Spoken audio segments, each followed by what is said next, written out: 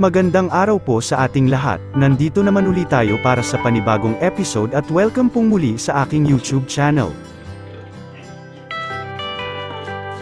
Bago ang lahat ay magpapasalamat muna ako sa lahat ng mga manunood sa patuloy ninyong suporta.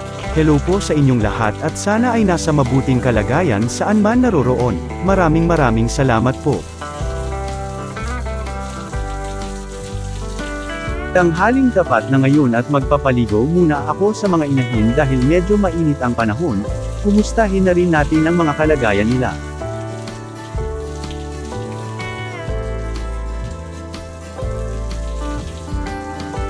Unahin na po natin si Rasa, sa kanyang ika-98 days na pagbubuntis at pang 6th parity.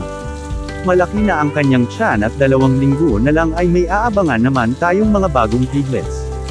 Sana hindi na magkaproblema para makabawi naman sa mga naging pagsubok na dinanas sa mga nakaraang mga linggo, kung saan nagkaroon ng matinding sama na panahon na nagdulot ng pagkalaglag ng pinagbubuntis ng isang inahin at pagkamatay ng isang piglet. Sana ay kaawaan tayo ngayon ng may kapal.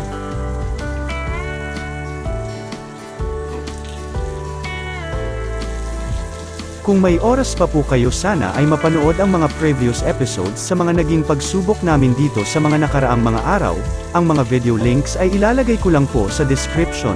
Maraming salamat po.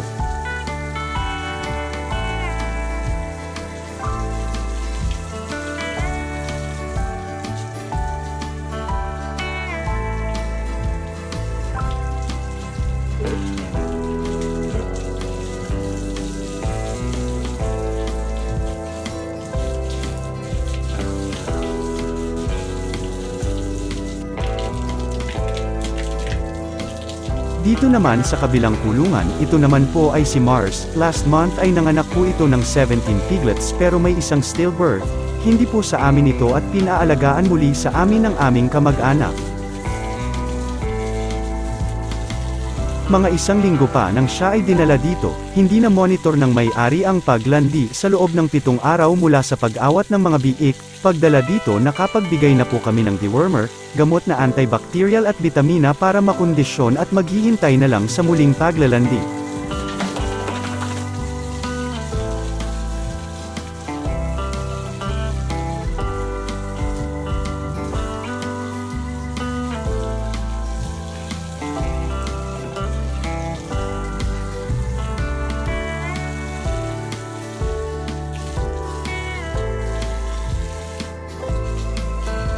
Ang katabi naman ay si Nunay, siya po ay nakunan sa ika-27 days mula ng nabulugan.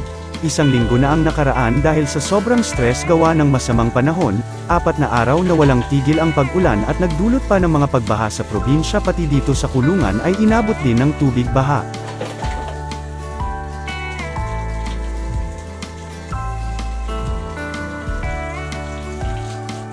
Nabigyan na rin ng dewormer, gamot at bitamina at katulad sa katabing inahin ay naghihintay lang kami sa kanilang paglalandi. Baka magkasabay siguro ang dalawa, sa tingin ko ay mga 1 linggo more or less ay maglandi ang dalawa.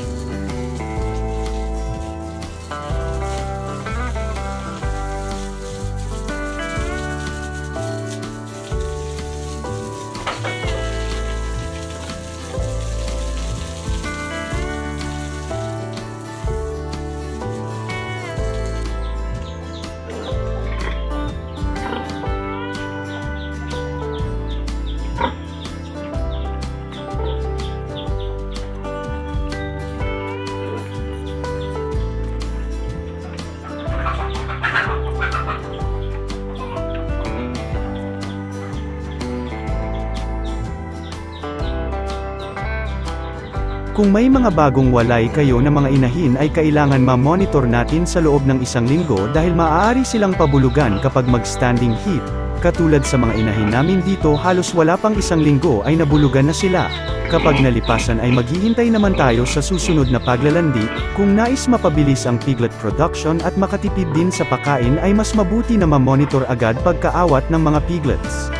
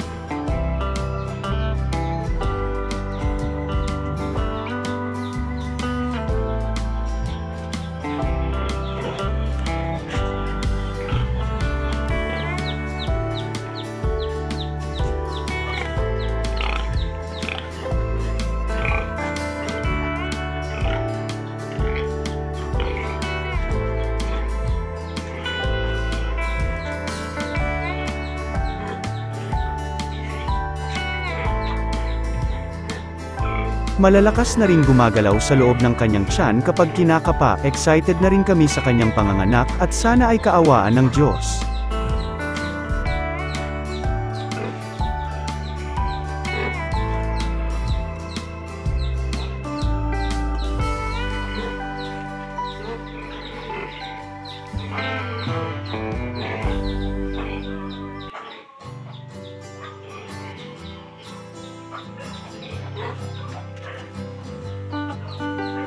Hanggang dito na lamang po ang aking update sa mga inahin. Maraming salamat sa inyong panunood at happy farming po mga kaibigan.